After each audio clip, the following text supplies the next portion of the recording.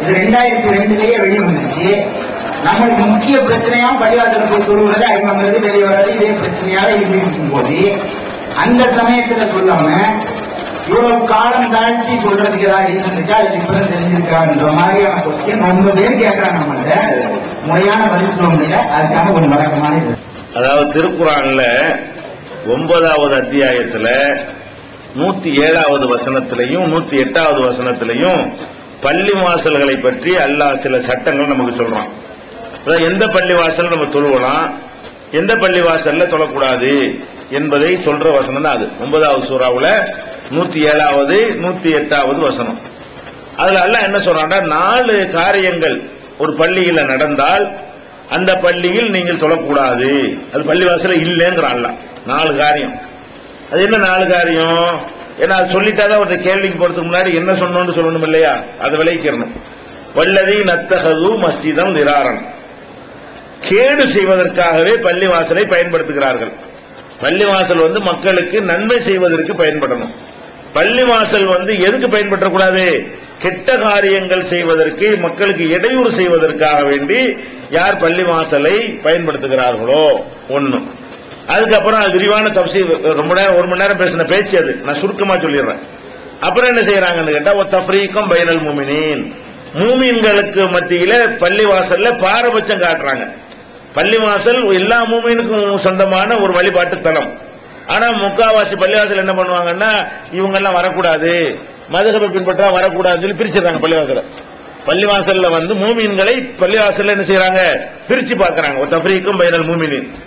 அதுக்கப்புறம் என்னன்னு கேட்டா, இர்சாதன் லிமன் ஹாரபல்லாஹ வ ரசூலஹு, அல்லாஹ் ரசூலுக்கு எதிராக யார் செயல்படுகிறார்களோ அவங்களுக்கெல்லாம் புகலிடம் கொடுக்கறாங்க. பள்ளிவாசல்ல யாருக்கு புகலிடம்? சாராயம் காய்ச்சறவனுக்கு புகலிடம், முத்தவல்லி அந்தஸ்து கூட கிடைக்கிறது.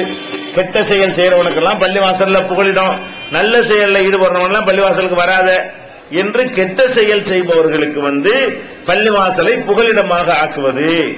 4வது குஃப்ரன், இறை மறுப்புக்கு பள்ளிவாசலை பயன்படுத்துவது.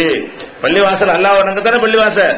அங்க உட்கார்ந்துட்டு யா நபி ஸல்லல்லாஹு அலைஹி நபியே உங்களுக்கு சலாம் உண்டாகட்டுமாங்க கூப்பிட்டு, நீங்க தான் எங்க பாவத்தை மன்னிக்கணும், நீங்க தான் எங்களுக்கு ரிஸ்க் தரணும், நீங்க தான் எங்களுடைய நோயை போக்கணும் என்றெல்லாம் மௌலிதுங்கிற பெயர்ல என்ன செய்யறாங்க, பள்ளிவாசல்ல இறை மறுப்பை அரங்கேற்றுறாங்க. இந்த 4 காரியம். ஒன்னு மக்களுக்கு கேடு செய்யறது, இறை மறுப்பான காரியங்களை அங்கே நிலைநாட்டுவது, முஸ்லிம்களுக்கு மத்தியிலேயே பள்ளிவாசலை பிரிச்சு ஏன் பள்ளி ஓம் பள்ளின்னு என்ன செய்யறது, பிரித்து காட்டுவது, கெட்டவங்களுக்கு புகலிடம் கொடுக்கிறது, அல்லாஹ் ரசூலுக்கு எதிராக இருக்கிறவங்களுக்கு என்ன செய்யறது, அடைக்கலம் கொடுக்கிறது. இப்படி 4 காரியத்தை யார் செய்கிறார்களோ லா தகும் ஃபீஹி அபதா, ஒரு காலும் அதுல போய் நிக்காதே. அல்லாஹ் தெளிவா சொல்றான், லா தகும் ஃபீஹி அபதா, ஒரு காலத்துல அந்த மாதிரி பள்ளி வாசலுக்கு நீ போகாதே. வேற எங்க போகணும்? லமஸ்ஜிதுன் உஸ்ஸிஸ அலா தக்வா மின் அவ்வலி யௌமின், ஆரம்பம் முதலே தக்வா அடிப்படையில், இறையச்சத்தின் அடிப்படையில் உருவாக்கப்பட்ட பள்ளி இருக்கிறதே, அதுதான் அஹக்கு அன் தகும ஃபீஹி, நீ நின்று வணங்குவதற்கு தகுதியான பள்ளிவாசல் அப்படின்னு பள்ளிவாசல 2 அல்லாஹ் என்ன செய்யறான், பிரிக்கிறான். ஒரு பள்ளிக்கு நீ போன்னு சொல்றான், இன்னொரு பள்ளிக்கு போகாதே அப்படின்னு சொல்றான். இத தேவிப்பட்டினத்துல 2-3 மாதங்களுக்கு முன்னாடி ஒரு பள்ளிவாசல் திறப்பு விழா, நம்ம தௌஹீத் ஜமாத்துடைய பள்ளிவாசல் திறக்கும் பொழுது அப்ப இந்த விஷயத்தை நான் விலைக்கு சொல்லி இருக்கிறேன். அதனால இப்ப கேள்வி கேட்கிறாரு. என்ன கேட்கிறாருன்னா, 2002 இந்த குர்ஆன் தமிழாக்கத்தை நீங்க வெளியிட்டீங்க, அப்பவே இந்த ஆயத்தை அதுல இருக்கத்தான் செய்யுது. அப்போலாம் இதை சொல்லாம இந்த தேவிப்பட்டினம் வரைக்கும் 4 வருஷம் சொல்லாம இருந்தே ஏன்? கேள்வியாதான். கேள்விக்கு முன்னாடி நான் இதை விளைவிக்கிட்டேன். அவர் என்ன கேட்கிறாருன்னு கேட்டா, 2002 சொல்லியிருக்கலாமே. இது சில விஷயம் நல்லா விளைவிக்கிறேன். குர்ஆனை பொறுத்த வரைக்கும்ங்க அதை நம்ம தமிழாக்கம் பண்ணுகிறோம். அந்த வார்த்தைக்கு என்ன அர்த்தம்ங்கிற வகையில மொழிபெயர்த்துட்டு போயிடுறோம். அதுல உள் விஷயங்கள் நமக்கே பிற்காலத்துல தெரிகிற மாதிரிலாம் நிறைய விஷயங்கள் நடந்திருக்கு. அர்த்தம் கரெக்டா செஞ்சிருவோம். மேலோட்டமான அர்த்தத்துக்கு மேல கூடுதல் விளக்கம்ங்கிற முறையில் சிந்திச்சு பார்க்கும் பொழுது, ஆகா இந்த அர்த்தத்தையும் இது தருகிறதேன்னு சொல்லி தெரிந்து தோணும். அப்புறம் மற்ற அறிஞர் நம்ம கலந்து ஆலோசனை பண்ணுவோம், ஆமா கரெக்ட் தான் அப்படின்னு சொல்லுவாங்க. உண்மையிலே இந்த தேவைப்பட்டினம் பள்ளிவாசல்ல பேசுறதுக்கு முன்னாடி வரைக்கும் ஒரு அந்த தலைப்பை எனக்கு கொடுத்தாங்க, அதுக்காக தேடுறேன். அந்த தலைப்பு பள்ளிவாசலை பற்றி தலைப்புன்னு கொடுத்ததுனால அப்ப தேடும் பொழுதுதான் என்ன செய்யறது, இந்த கருத்தையில இந்த வசனம் சொல்லுது அப்படின்னு நமக்கே படுது. சரி நான் கேட்கிறேன், எனக்கு தான் படலை விடுங்களேன். 2002 இருந்து தமிழ்ல வந்துருச்சுல, உங்களுக்கு யாருக்கு படலையே? டெய்லி குரான் படிக்கிறோம், பாதி பேர் தினசரி என்ன செய்யறோம், குரானை படிக்கத்தான் செய்கிறோம். அதுல இந்த அர்த்தத்தை தான் சொல்லுது. ஏன்னா அது வரலாறு மாதிரி சொல்லிடும். யார் கெட்ட பள்ளிவாசலை உண்டாக்கினார்களோ, இறை மறுப்புக்கு உண்டாக்கினார்களோ சரித்திரம் மாதிரி வருதா? அது சட்டம் மாதிரி தெரியும் தோணாது. சொன்ன பிறகு பார்க்கும்போது கரெக்டா தெரியுது. அதனால எல்லாருக்குமே தோணல. எத்தனை தாயிகள் இருக்கிறாங்க, தோணல. சில விஷயங்கள் அப்ப தோணும் பொழுதுதான் சொல்ல முடியும், மறைக்கலாம் கிடையாது.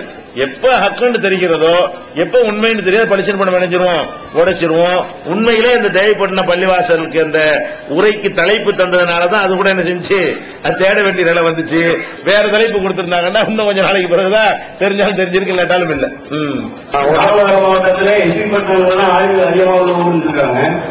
அப்படி இருக்கும்போது ஒரு ஆளுக்கு கூட மௌனத்துவம் தப்பு தெரியாம ஓடிட்டு இருக்காங்க.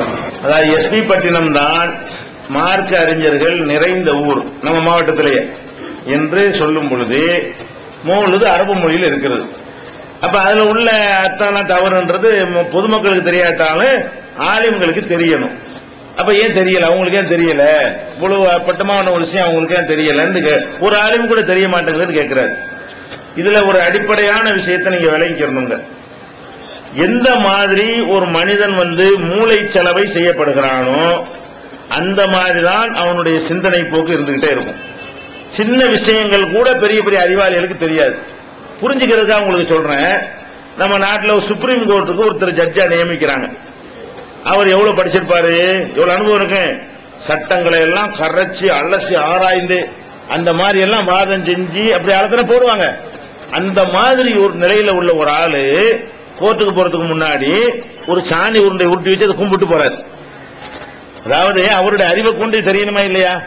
ஒரு கல்லுக்கு முன்னாடி இப்படி தோப்புக்கரணம் போட்டு போறாரு. யாரு? உங்களுக்கு தெரியாம இருக்கலாம், எனக்கு தெரியாம இருக்கலாம், நம்ம சாதாரண மக்கள். அவர் யாரு? பெரிய படிப்பு படிச்சவர். அப்ப நீங்கள் நானும் வாதம் பண்ணும்போது யாரு சொல்லுவது சரி, யாரு சொல்லுவது தவறுன்னு ஆய்வு செய்யறாள். ஜட்ஜிங்கிற ஆள் யாரு? நீங்கள் நான் கேஸ் கொண்டு போனோம்னு சொன்னா ரெண்டையும் அலசி பார்த்து நுணுக்கமான பாயிண்ட் எடுத்து இவன் தான் இதை செஞ்சான், இவன் இதை செய்யல, இதுக்கு இன்னும் தண்டனை, இப்படி சொல்லக்கூடிய இடத்துல உள்ள ஒரு ஆளுக்கு என்ன தெரியல, இது ஒரு சாணி உருண்டைன்னு தெரியல. ஏன் அது அந்த இடத்துல சிந்திக்க கூடாது, ஒரு பிரேக்க போட்டு வச்சுட்டாங்க.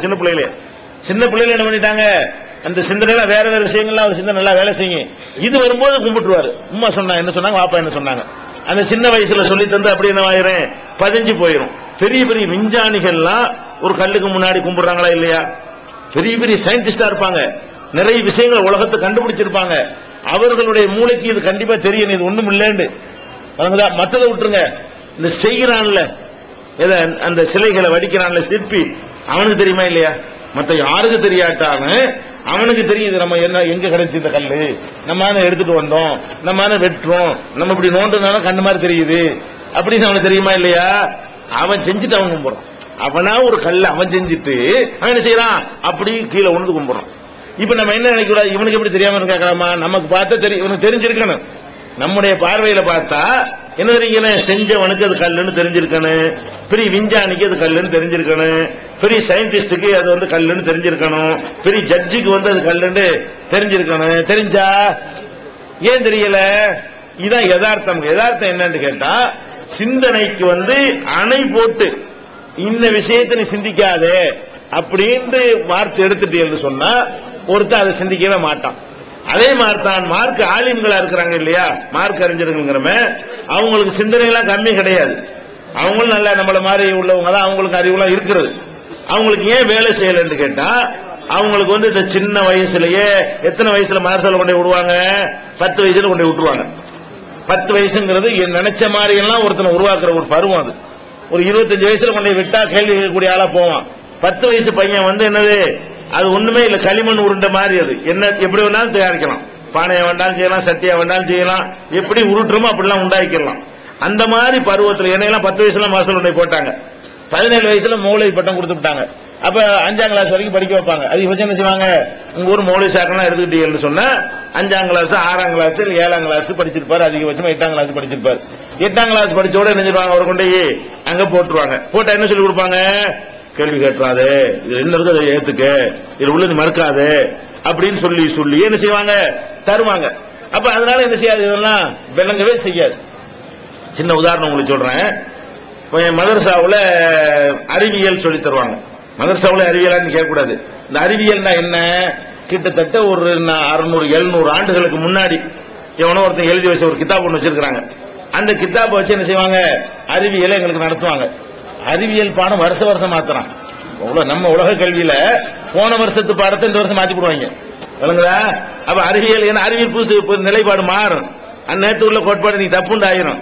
புதுசாக என்ன செய்யணும், அறிவியல் பாடங்கள் மாறும். மதரசாவில் என்னன்னு கேட்டா 700 வருஷத்துக்கு முன்னாடி எழுதுனதுதான் இன்னைக்கு அறிவியல். அதுல என்ன எழுதி வச்சுப்பாங்க தெரியுமா? உதாரணத்துக்கு சொல்றேன், சூரியன் இருக்குல்ல,